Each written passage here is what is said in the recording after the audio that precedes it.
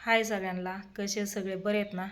तर बघा आज 2-4 दिवस झालं माझ्या चॅनलला काही व्हिडिओ नाही. जे व्हिडिओ होते ना ते बार्शीमध्ये मी कार्यक्रमाला गेलते ना त्यावेळेस घेतलेले तेच टाकलेले. आणि त्या दिवशी ज्यावेळेस मी नाही का व्हिडिओ घेत होते त्यावेळेस दाजी तुम्हाला कुठंच दिसलं नाहीत. आणि मी सांगितलेलं पण तुम्हाला की दाजी सोलापूरला गेलेत, कारण दाजींचं जे भाऊ आहेत चुलत भाऊ ते आजारी आहेत, जास्त सिरियस आहेत, म्हणून दाजी तिकडं सोलापूरला गेलेले. डॉक्टरांचा फोन आलता की जास्त सिरियस आहेत या म्हणून. तर दाजींनी मला सांगितलं काम आहे थोडं, जाऊन येतो म्हणून. मग चालतंय म्हणलं, असू द्या मी थांबते. तरी पण मी दाजींना बोलत होते की मी पण संग येते म्हणून. दाजींनी नको म्हणले, मीच जातो. तर तुम्ही म्हणसान आता ताई ही काय सांगायला लागले, नक्की विषय कुठलाच काय कळलं नाही. तर दाजींचं चुलत भाऊ होते बघा, रेवणनाथ दादा बोलायचो आम्ही त्यांना. तर ते एक्सपायर झाले गेल्या 5 दिवसात. तर आज 6वा दिवस आहे. आज 6 दिवस झाले ना. हां, ज्या दिवशी आम्ही बार्शीमध्ये होतो ना त्याच दिवशी बघा दाजी तिथून तिथं सोलापूरला गेले. आणि कार्यक्रम ही झाल्याच्या नंतर ना मग मला फोन केला आणि सांगितलं की असं असं झालंय, तुम्ही लवकर बार्शीतून घरी या म्हणून. मग तिथून आप्पा, मी आणि भैया म्हणजे शंभू, आम्ही सगळीजण इकडं जिंतीला आलो. आणि दाजी सोलापूरमध्ये होते. तर सोलापूरमधनं ते त्यांच्या भावाला घेऊन माझा दुसरा इथला दीर आणि दाजी दोघंजण त्यांना घेऊन घरी आले. तर त्या दिवशीपासून माझ्या चॅनलला काही व्हिडिओ नाही. सोमाने व्हिडिओ बनवून सांगितलं होतं तुम्हाला की असं असं झालं आहे म्हणून. तर त्या दिवशीपासून नाही का म्हणजे सगळं पाहुणं रावळं येणं जाणं हे ते काय म्हणतात ना ते सावध हे ते सगळं म्हणजे सगळे दुःखातच होते ना. त्याच्यामुळे मी काही व्हिडिओ बनवला नव्हता. आज झाले 5-6 दिवस झाले, तर म्हणलं आज व्हिडिओ बनवून तुम्हाला पण सांगाव की जे दाजींचे चुलत भाऊ होते ना त्यांचा व्हिडिओ पण मी एकदा घेतलेला की नाही का दाजी आंघोळी ही घालत होते, ते आजारीच होते बघा. एक बरोबर 6 वर्ष ना ती हातरुणावरती असं झोपून होते. म्हणजे त्यांना ना स्वतःहून बघा ह्या अंगावरची ह्या अंगावर पण होता येत नव्हतं. असं त्यांच्या पायाला म्हणजे असा त्रास व्हायला लागला किंवा मुंगी चावायला लागली किंवा हलवायचं आहे म्हणलं ना तरी त्यांना हलवता येत नव्हता. ज्यावेळेस त्यांना काय करायचं असेल त्यावेळेस लगेच ह्यांना फोन करायचं आणि ह्यांना बोलवून घ्यायचं. मग यांनी जाऊन येत ना सगळं म्हणजे त्यांना जे काय काय गरजेचं आहे ते सगळं करून यायचं बघा. तर गावातनं माझी जाऊ दीर होते ना ती तिथल्या तिथं त्यांना जेवण वगैरे द्यायची. कधी मी इथून डबा द्यायची, दाजी घेऊन जायचे.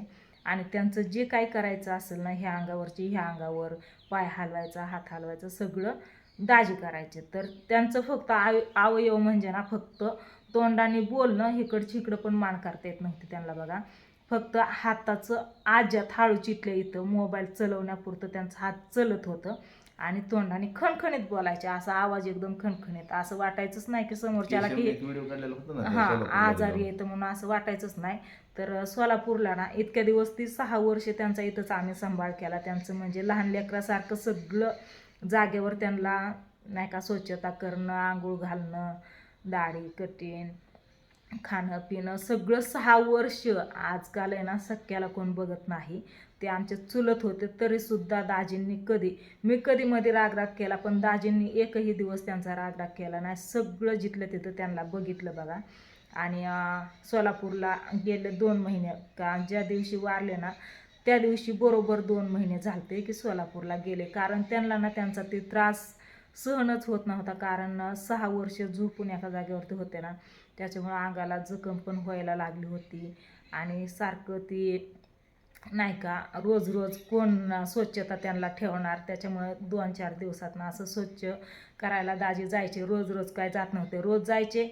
ती त्यांना काय पाहिजे काय नाही पाहिजे, त्यांच्या मोबाईलमधला बॅलन्स संपला, मोबाईलचा घोटाळा झाला किंवा त्यांना काय पाहिजे, बाहेरचं काय खायला आणून द्यायचं, घरची काय द्यायची, ते सगळं दाजी बघायचे बघा जाऊन. आणि माझी जाव आहे ना ज्योती म्हणून मी तुम्हाला सांगत असते, ती एक बघायची तिथं खाण्यापिण्याला. दाजी आणि ज्योतीने जास्त करून त्यांचं म्हणजे सगळं त्रास सहन केलेला आहे. मी पण जास्त नाही, मी फक्त इथून डबा द्यायचे, गेल्यावरती फक्त 2 शब्द बोलायचे, बरं आहे काही ते एवढं तेवढं थोडंफार करायचे. पण दाजींनी एकदम पहिल्यापासून त्यांना सख्याच्या वरचं सांभाळलेलं. आणि गेल्या 2 महिन्यात ती ॲम्ब्युलन्स बोलून दवाखान्यात गेलते सरकारी सोलापूरला. तर त्यांना आम्ही जाऊ नका बोललो होतो पण ती तरीसुद्धा म्हणले नको, म्हणले मला ही जीवनच नको आहे, कारण इतका त्रास होतो आहे ना, त्रासच सहन व्हाय नाही मला, जगायला नको म्हणायचे. माझं मी तिकडं जातो, काय होईल ते होईल, डॉक्टरांना बोलतो म्हणून ते इथून गेलते. तर ती स्वतःहून गेले, आम्ही काय त्यांना जावं म्हणलं नव्हतं, काय नव्हतं, स्वतःहून गेले. फोन करायचे सारखं, म्हणजे याच्या त्याच्या मोबाईलवरनं, मोबाईल त्यांचा संघ नव्हता दिलेला दवाखान्यात, तर याच्या त्याच्या मोबाईलवरनं फोन करायचे, बोलायचे की बरं या, असं तसं येतं, इतक्या सुविधा उपलब्ध येतं, चांगली काळजी घेतात, जेवण ही टायमाला देतात. पण नंतर काय झालं काही कळलंच नाही. त्यांचा हात म्हणजे कशालाच हालचाल करणार, तिथल्या तिथं पाणी प्यायला नाही ना, मोबाईल चालवायला नाही, कशालाच म्हणजे हातपाय हालचाल करणार. नंतर मग आम्ही पण इकडं कशात हो आपण काहीतरी कामच होती इकडं ना, त्याच्यामुळं आम्ही पण तिकडं काही गेलो नाही. दाजी 2-3 वेळा जाऊन आले, 2 महिन्यात बारकात दीर 2-3 वेळा, तुमचं दाजी 2-3 वेळा. एकदा केशवला घेऊन गेलते, तेव्हा केशवने ना तिथं व्हिडिओ पण घेतलेला आहे, केशवच्या चॅनलला तुम्हाला दिसन बघा त्यांचा व्हिडिओ, त्यांची हालत केशवने दाखवलेली आहे. दाजी तिथं त्यांना गेल्यावरती ते जेवण वगैरे काय खायला नेलेलं चालतात ते केशवने घेतलेलं आहे. तर ते उलटं मी म्हणते, म्हणजे आमच्या सगळ्यांचीच इच्छा होती, कारण आज 6 वर्ष एका जागेवरती झोपून राहायचं म्हणजे सोपी गोष्ट नाही. आपल्याला सकाळपासून दुपारपतवर एका जागेवरती थांबलो ना झोपून, तर ह्या अंगावर होतो, कधी उठणं असं वाटतं. पण ते आज एक 6 वर्ष, पूर्ण 6 वर्ष एका जागेवरती झोपून होते.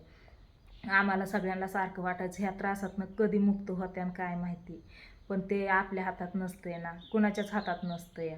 पण ते ज्यावेळेस हे कळलं की एक्सपायर झालेत म्हणून, एका मनाने असं वाटलं की बरं झालं, त्यांचं त्या त्रासातून मुक्तता त्यांना भेटली, स्वर्गवासी झाले, चांगलं झालं. कारण श्रावण महिना आहे, दिवस पण चांगला होता, रविवार, त्याच्यामुळं मनाला एका ह्याने चांगलं पण वाटलं आणि एका ह्याने दुःख पण वाटलं की असं झालं म्हणून. तुम्हाला कसं वाटलं? दाजींची हालत तर काय, दाजींना बघूनच मला जास्त त्रास व्हायचा, कारण त्यांनी इतका जीव लावलेला, सांभाळलेलं, ती त्याच्यामुळं ना. असू द्या, जे व्हायचं ते झालं, उलटं त्यांच्यासाठी ती चांगलं झालं असं सगळ्यांना आम्हाला वाटते. कारण आज 6 वर्ष एका जागेवरती झोपून, त्या काय आता 6 वर्ष एका जागेवर झोपून म्हणल्यावरती कशी हालत होत असं ती तुम्हाला सांगायची जास्त गरज नाही.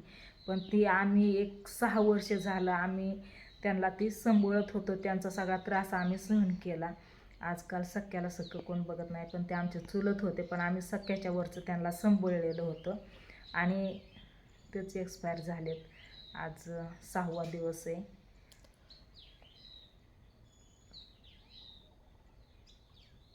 काय सांगावं काय बोलावं मलाच काही कळेना. जेवढं सांगायचं होतं तुम्हाला ते मी सांगितलं. आणि कार्यक्रमाच्या वेळेस दाजींनी मला सांगितलं असतं, मी दाजींबरोबर गेले असते. मी म्हणलं पण होतं की मी पण येते, नाही का इथले इथंच आहे, तर आपण दोघं पण जाऊ. पण दाजी मला म्हणले नाही, नको येऊ तू, मी जातो, आबा तिकडून येतोय, आम्ही दोघंजण जातो म्हणले. आबा म्हणजे माझा बारका दीर. तर ही दोघंच गेलेली, मला काय नेलं नव्हतं. ज्यावेळेस मला सांगितलं त्यावेळेस मी पांडूला सांगितलं लगेच की आम्ही जातो म्हणलं, कारण असं असं झालं या. आणि बार्शी म्हणजे काय जवळ नाही, तिथून इथं यायला 2-2.5 तास लागतात, पूर्ण 3 तास आमचे गेले बघा. कारण रात्रीची वेळ होती आणि ह्यांना पण यायला तिकडून रात्रीच्या 10-10:30 वाजले बघा ॲम्ब्युलन्स यायला. आणि आम्ही त्याच्या अगोदरच आलो आणि रात्रीचं सगळं विधी उरकून घेतल्या, कारण त्या दिवशी म्हणजे नाही का मग दुसरा दिवस लागत होता, त्याच्यामुळं सगळे पाहुणे रावळे हे अगोदरच जमा झालते, सगळं त्या दिवशीच उरकून घेतलं. आज 6 दिवस झाले, अजून 2 दिवसांनी आता म्हणतात ना, आपल्या जुन्या पारंपरिक पद्धती असतात, जी सुताक पाळायचं असतं भावकीचं, ते आमची भावकीच होती. सुताक पाळायचं असतं, घरातली सगळी स्वच्छता करायची असते, धुणं भांडी ही.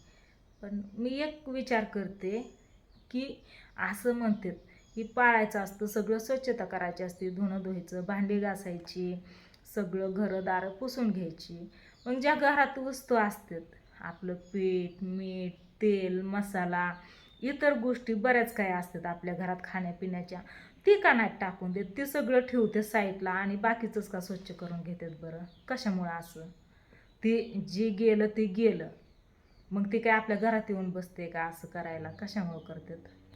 पहिल्यापासून करत चाललंय ते. पहिल्यापासून करत चालले, मी पण सगळं करणारच आहे, असं नाही की नाही. पण मला ती एक विचार येतो की असं कशामुळं जी गेलं ती गेलं, मग घरातलं सगळं स्वच्छता करून हे करून करायची का व्हायना चालतंय, पण मग ज्या ह्या अशा वस्तू आहेत मी आता जी सांगितल्या ती मग का ठेवते साईडला, असं मला एक प्रश्न पडला या.